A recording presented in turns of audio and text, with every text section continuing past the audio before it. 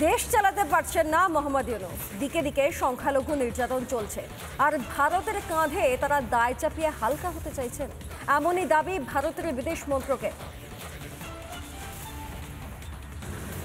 The interim government of Bangladesh is unable to maintain law and order situation in the country. বাংলাদেশের অন্তর্বর্তী সরকারের প্রধান মোহাম্মদ ইউনূস, তিনি শান্তির জন্য নোবেল পেয়েছেন, কিন্তু তার জমানাতেই বাংলাদেশে অশান্তির শেষ নেই। সম্প্রতি উত্তপ্ত হয়েছে পার্বত্য চট্টগ্রাম, সংখ্যালঘুদের উপরে হামলা হয়েছে, অনেকেই ঘরছাড়া, জারি হয়েছে 144 ধারা। এর জন্য ভারতের কাঁধে দায় চাপাতে চাইছেন সে দেশের উপদেষ্টা জাহাঙ্গীর আলম চৌধুরী, যার পাল্টা জবাব দিয়েছে ভারত। कुछ बयान बांग्लादेश की तरफ से आया था, ये बिल्कुल निराधार है और हम इसको खारिज करते हैं।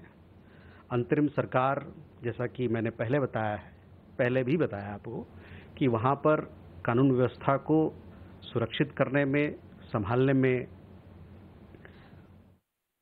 कमी रही है उनकी तरफ से, और जब भी ऐसा होता है तो देखा गया है कि वो दूसरे के ऊपर ये दोष ठहराते हैं। हमारा ये मानना है कि उनकी तरफ से कुछ इंट्रोस्पेक्शन होना चाहिए, और जो लोग इसके पीछे वहाँ हिंसा करने में और भी वारदातें जो वहाँ होती है, जबरन ज़मीन दखल करने के पीछे जो भी लोग हैं, जो भी एक्सट्रीमिस्ट लोग हैं, उनके खिलाफ कड़ी से कड़ी कार्रवाई होनी चाहिए। जिस क्राइम की मैंने बात की, हिंसा की बात की, वहाँ पर जो अल्पसंख्यक समुदाय के लोग हैं चिटगांव हिल ट्रैक्ट्स में, उनके खिलाफ होता रहा है। পার্টিকুলারলি চট্টগ্রাম হিল ট্র্যাক যেখানে, সেখানকার মানুষ কিন্তু একেবারে পথে নেমেছে। তারা বুঝিয়ে দিতে চাইছে যে তাদের একটা সুযোগ ছিল ভারতে আসার, নেহরু কিন্তু সেটা মানেনি। ভারত কোথাও ইন্ধন দিচ্ছে না।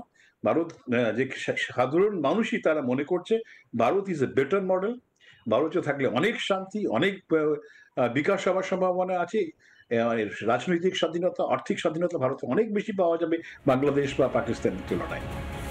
বাংলাদেশ নিয়ন্ত্রণে দীর্ঘদিন ধরে সচেষ্ট ডিপ স্টেট, বারবার তারা ভারত বিদ্বেষের বীজ বুনেছে পদ্মা পারে। গত বছরের শুরুতে বয়কট আন্দোলনের ডাক দেয় সে দেশের একাংশ, চরম ব্যর্থ হয় সেই আন্দোলন। তারপর শুরু হয় কোটা আন্দোলন, সরকার দাবি মানলেও আন্দোলন থামেনি। অরাজকতা সৃষ্টি করে ফেলে দেওয়া হয় হাসিনার সরকার। ইউনূস জামানায় ফের উত্তপ্ত বাংলাদেশ, অরাজকতার নেই যে শেষ। ভারতের কাঁধে দায় চাপাচ্ছে তদারকি সরকার, দেশটা হচ্ছে ছারখার। রিপাবলিক বাংলা। নানা ধরনের কন্টেন্ট দেখার জন্য লাইক করুন, শেয়ার করুন আমাদের ফেসবুক পেজ, সাবস্ক্রাইব করুন আমাদের ইউটিউব চ্যানেল। পাশাপাশি অন্যান্য ব্রেকিং নিউজের জন্য অবশ্যই চোখ রাখুন রিপাবলিক বাংলায়।